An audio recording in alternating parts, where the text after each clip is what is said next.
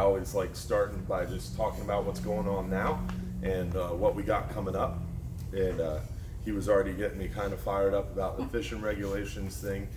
For you guys who aren't aware, I am pretty involved in the federal fishing regulations. I'm starting to get more involved in the state fishing regulations. I haven't missed a federal fishing meeting for the last 2.5 years, going on 3 years, and I haven't missed a state fishing FWC meeting for about a half a year period. So really involved in those processes, blessed to be a part of a business where I have the flexibility to attend these meetings, and I feel like it's my duty, not only for my family's business and my son, who's due September 1st, but also for our fellow anglers as well. So definitely pretty cool process. There's definitely downfalls. I think a lot of the confusion with what he was talking about, for example, with those blues, is the difference between the council process and the staff. Because the staff of the Golf Council has to do certain things like deciding what color blues to use on handouts, where the council is not the ones dealing with that type of situation. So there's a little bit of a delineation there, but if you want to talk about that stuff too, be happy to talk about that. But as far as what fishing is going on, we have red snapper seasons in full swing. Private recreational red snapper season is winding down today, actually. It ends, we still have red snapper season open for federal for hire, and I talked to FWC Martha Gaius today, who heads up the Marine Fisheries Division, and she felt, and the other gentleman I talked to at FWC felt that likely private recreational red snapper is going to have another extension, hopefully coming, in October sometime. So are you guys more private rec guys, where, how many of you guys own a boat 25 feet or longer? Okay, and then the rest of you guys, do you fish with these guys? Do you fish on charter boats, party boats, or your buddies' boats? Buddies' boats? All right, so everybody has a boat to fish on, essentially. Kayak. Oh, you're in the wrong seminar, man. You can't catch red snapper from a I caught that about 20 minutes ago. Yeah. You can catch red snapper from a kayak. We had that. We had a mothership trip a couple years back where we took a bunch of kayaks out and dropped them in 25 miles from shore. It was pretty cool. That's cheating, though. Yeah, that is cheating. In Pensacola and Alabama, you can catch red snapper from a kayak and not cheat, but that's a whole different topographical zone, you know. So we have red snapper full swing. Gag Grouper opened up. Gag Grouper, tough this time of year.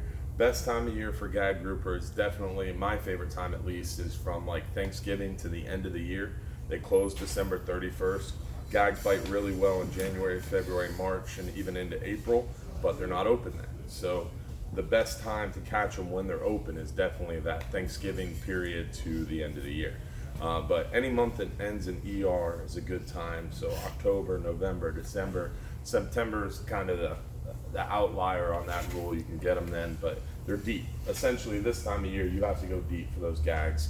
180, 200, 220, 240 foot is where we're seeing those big gags right now.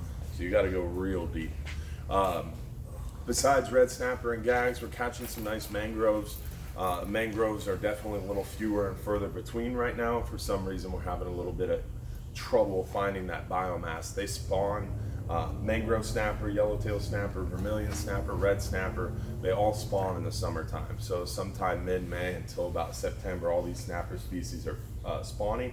So they generally are in large aggregations. So when you find those fish, generally you can find them in good numbers, and they're typically pretty aggressive. So red snapper, obviously pretty easy to find, but you have to find that consistent size. And the trick to that is definitely going deep. Right now, especially since private recs, federal for hires, everybody's been picking through these red snapper. We don't start red snapper fishing when we're going for quality fish until we're about 160, 170 foot. But really 200, 220, 240, that's where we're seeing the big boys. So that's the thick of what's happening right now. We do have some pelagics. The start of June was a lot better for pelagics. Right now, the pelagic bites kind of dwindled down. The beginning of red snapper season, we had a ton of sargassum weed around the middle grounds, elbow, and pretty much everywhere out there. And that sargassum weed helped wahoo, lots of mahi, the pelagic bite was going very good. But now that weed is gone, and we kind of seen definitely a downturn in our trolling, anywhere from the beach all the way out there to deep water. But you can still find the occasional kingfish, blackfin tuna, maybe a wahoo, but it hasn't been that great lately. We have Amberjack season coming up. September 1st, Amberjack season opens up, so we're looking forward to that. Some big old reef donkeys, they're open August, September, and October. So August and September and October this year, we're looking forward to those Amberjack. They should have been open in May, but unfortunately that quota got filled up. They switched the fishing year for Amberjack, so essentially the 2020 fishing year starts August 1st, 2019. So we'll catch our quota for those Amberjack August, September, and October. And if we fill the quota, then we won't have a May 2020 Amberjack season because the quota will have been filled. So they kind of did something funky with Amberjack, and that's the confusing part. A lot of people get that a little bit confusing. It confused me for a while too, until I had to get it explained to me a couple times. But that's how the Amberjack season's working. Red grouper. Right now, red grouper are open all year, but definitely next year we're going to see some significant changes in red grouper. They did a stock assessment. That stock assessment spitting out some pretty bad news, not bad information. And a lot of the commercial fishermen and even a lot of private recreational anglers and charter boat, party boat captains are claiming there's a huge issue with red grouper. I don't know how you guys feel about it. I definitely agree there's been a downturn in red grouper. I don't think there's a huge, terrible issue where we need to shut them down and close them all for everybody, but a lot of people feel that way. So there's definitely going to be something big happening with red grouper next year.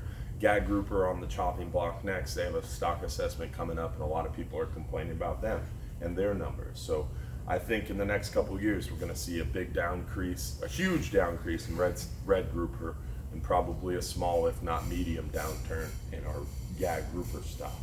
So that's kind of what's on the radar right now. What do you guys want to talk about? Bueller? Temperature. How's the temperature? I know it's very, very warm. The temperature is incredibly warm. Yes. Yeah. They're talking about 3.5 degrees more up there in the North Gulf, and that's why that thing spawned. I know down where I'm at in Inglewood, it's 3-4 degrees warmer down there. How does that affect the fishing that you do?